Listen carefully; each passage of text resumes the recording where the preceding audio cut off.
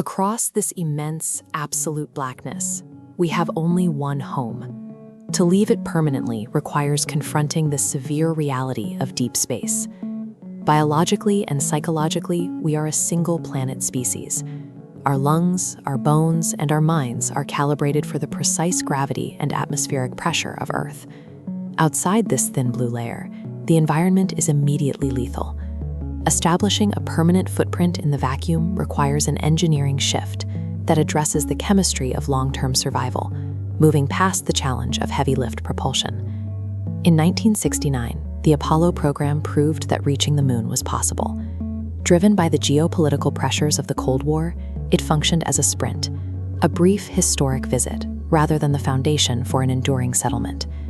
Half a century later, the public expectation for Artemis 3 was a direct replication of that moment, a quick, triumphant return to the lunar dirt. But the mechanics of the new Artemis architecture harbor immense overlapping risks. The plan required sending crews to the lunar surface using unproven commercial landers, while simultaneously testing next-generation spacesuits in a fully hostile environment. Recognizing the danger of stacking so many untested variables, NASA's Aerospace Safety Advisory Panel intervened. They made the decision to hit the brakes on a 2027 lunar landing. This pivot away from the rushed urgency of the 1960s highlights a maturity in the program, prioritizing calculated safety over political speed.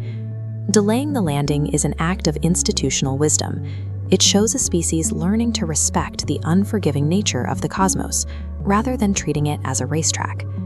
The revised objective for Artemis 3, now set for 2027, shifts the mission entirely to low Earth orbit. It will serve as a rigorous, high-stakes testbed. High above the Earth, the Orion capsule will perform a complex mechanical choreography, rendezvousing and docking with massive commercial landers in the vacuum of space. Inside these modules, crews will run vital diagnostics on life support systems and evaluate the mobility of the new spacesuits in prolonged microgravity. Keeping this operation in low Earth orbit provides a crucial safety net.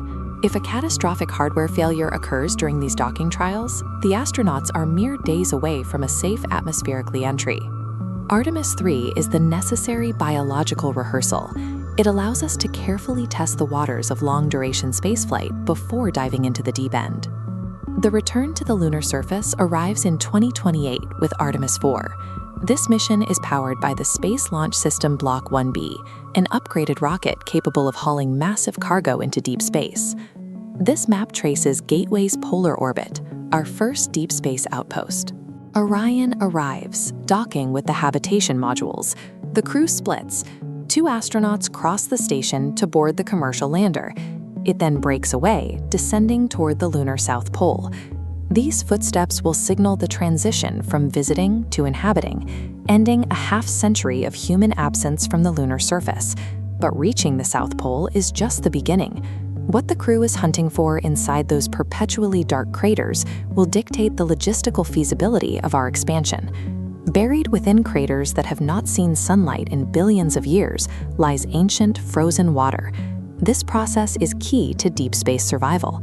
Extracting the lunar ice and applying electrical currents splits the water molecules, yielding pure, breathable oxygen. The remaining hydrogen is captured and synthesized into highly volatile rocket propellant, effectively turning the moon into a self-sustaining refueling station.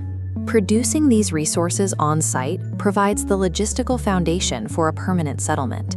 It removes the total reliance on expensive, heavy supply chains from Earth, making a long-term lunar base by 2032 possible. This transition from dependence to local production is what separates a visit from a permanent occupation.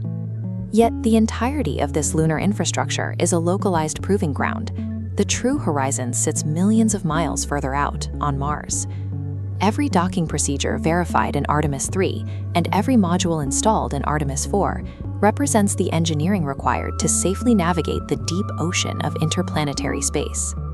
When you strip away the thermodynamics and the orbital mechanics, you are left with the quiet reality of our scale, a solitary figure against an endless expanse. It is an extraordinary phenomenon, a fragile biological species possessing the capacity to look upward, measure the void, and actively challenge its own boundaries. Our patience to learn, to adapt, and to survive in the dust of the moon reflects our larger journey. It is the universe attempting to understand itself.